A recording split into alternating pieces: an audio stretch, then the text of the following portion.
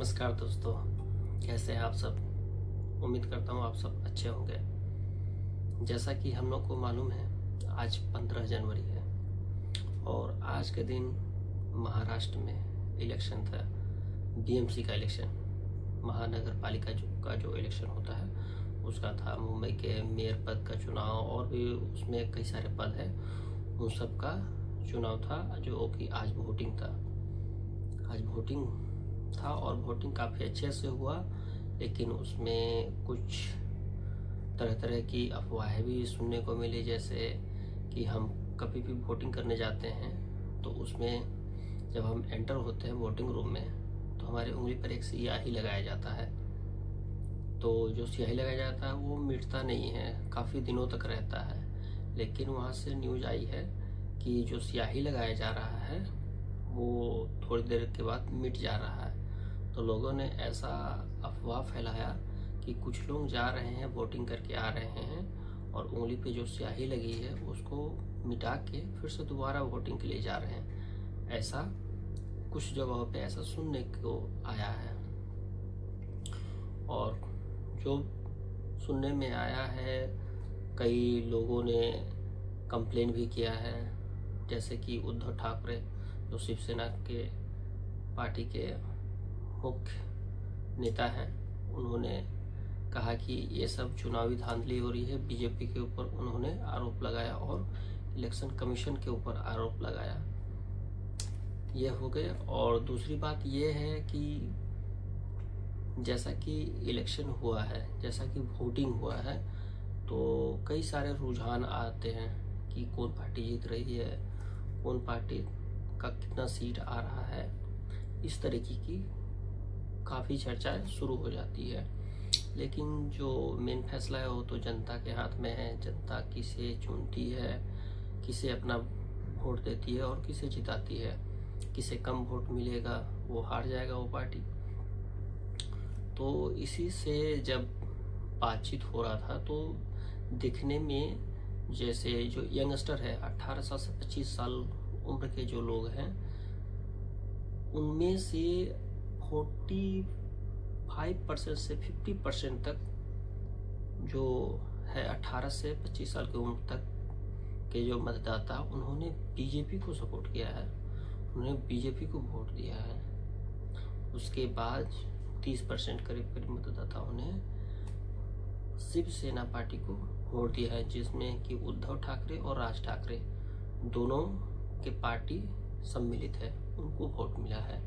कांग्रेस को वहीं करीब 15% का वोट मिला है, जिनकी उम्र 18 से 25 साल तक की है। और अदर्स पार्टी जो है उनको भी 10 से 12% तक का जो वोट शेयर है उनको मिला है, जिनकी एज 18 से 25 साल तक का है।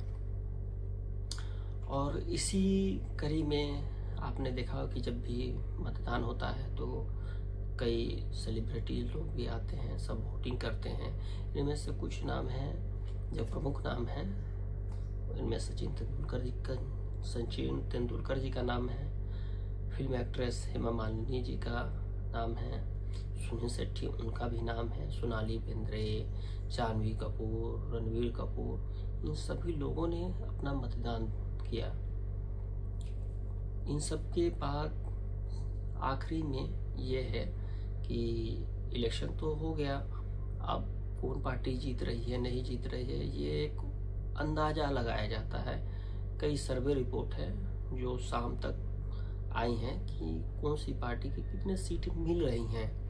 जैसा कि मैं आप लोगों को बता दूं कि बहुत सारी ओपिनियन देने वाले हैं, जैसे एक्सिस माई इंडिया, जेबीसी, सकल पोल और जनमत पोल, ये सब काफ़ी प्रचलित नाम हैं जो सभी कोई इनको जानते हैं। इन सब ने अपना अपना ओपिनियन पोल दिया है और इन सब ने जो ओपिनियन पोल दिया है इसमें बीजेपी जो पार्टी है और उनकी जो सहयोगी पार्टी है उनको 120 सीटें से लेके 150 सीटों तक जीतने का अनुमान लगाया जा रहा है। और जहां रही बात उद्धव ठाकरे और राज ठाकरे उनकी पार्टी की, तो उनकी पार्टी को जो सीटें मिल रही है, जहां तक अंदाजा लगाया जा रहा है वो 55 सीटों से लेकर 70 सीटों तक का अंदाज़ा लगाया जा रहा है कि उनकी पार्टी जीत सकती है। और रही बात कांग्रेस की, तो कांग्रेस जो है वो करीब 10 से 20 सीटें वहाँ जीतती नज़र आ रही है। और जो अदर्स पार्टियां हैं वो भी करीब करीब 5 से 10 सीट जीत रही है। ऐसा अभी तक एक जो एग्जिट पोल है ये आ रहा है। इसमें सबसे मेन कारण जो अभी आ रहा है, जो शिवसेना की जो पार्टी का जो सीट जो घटता हुआ दिखाई दे रहा है, क्योंकि पिछले बार बहुत ज़्यादा सीट उन्होंने जीता था, इस बार उनका कम है। क्यों? क्योंकि आप सबने कुछ दिन पहले देखा होगा राज ठाकरे साहब और उनके जो सहयोगी है उद्धव ठाकरे साहब, इन सब की रैली हुई थी। उन रैलियों में किस तरीके के शब्दों का प्रयोग किया गया था आप सबने देखा होगा। महाराष्ट्र के जो निवासी हैं और गैर मराठी, उनके लिए कैसे शब्दों का प्रयोग किया गया था। और एक बीजेपी के जो काफ़ी चर्चित नेता है, उनका नाम है अन्नामलाई, जो साउथ इंडियन से आते हैं, तमिलनाडु से आते हैं, उनके लिए कैसे शब्दों का प्रयोग किया गया था। शायद इसी कारण जो जनता ने शिवसेना पार्टी को, उद्धव जी की पार्टी को नकार दिया है, ऐसा अनुमान लगाया जा रहा है कि उनको नकार दिया है और बीजेपी को फुल बहुमत मिल रही है। तो मैं तो यही उम्मीद करूंगा कि अगली बार जो भी इलेक्शन हो उसमें अपने राज ठाकरे साहब वो थोड़ा सा कंट्रोल रखें, वो गैर मराठियों को उतना ही प्यार दे जितना को महाराष्ट्र के निवासियों के लिए उनके दिल में प्यार है। क्योंकि वोटर्स तो गैर मराठी भी वहाँ हैं। अगर आप उनसे अच्छे से बर्ताव करोगे, उनके साथ अच्छा बिहेव करोगे, तो कल हो के आपको वोट देंगे। अगर आप उनके साथ गलत व्यवहार करोगे, जैसा कि आपके पार्टी के वर्कर करते हैं, उनके लिए गलत शब्दों का प्रयोग करोगे, तो वो कभी आपको वोट नहीं देंगे। तो मैं तो यही गुजारिश करूँगा राज ठाकरे जी से कि कृपया सबको एक समान नज़र से देखें। कोई बाहरी नहीं है, सब अपने देश के ही हैं। सबसे प्यार करें, सबका ध्यान रखें, और तब पब्लिक भी आपका ध्यान रखेगी, आपकी पार्टी को वोट देगी। क्योंकि आपकी पार्टी के अभी तो ना तो कोई सांसद है, ना कोई एमएलए है। तो कृपया आप इस चीज़ को समझें और भविष्य में ध्यान रखें। भविष्य में और भी इलेक्शन है, पब्लिक आपको सपोर्ट करेगी। आप काफ़ी सीटें जीत सकती हैं पहले जैसे आपने जीता है, लेकिन आपको थोड़ा सा ध्यान रखना होगा, ये मेरा आग्रह है।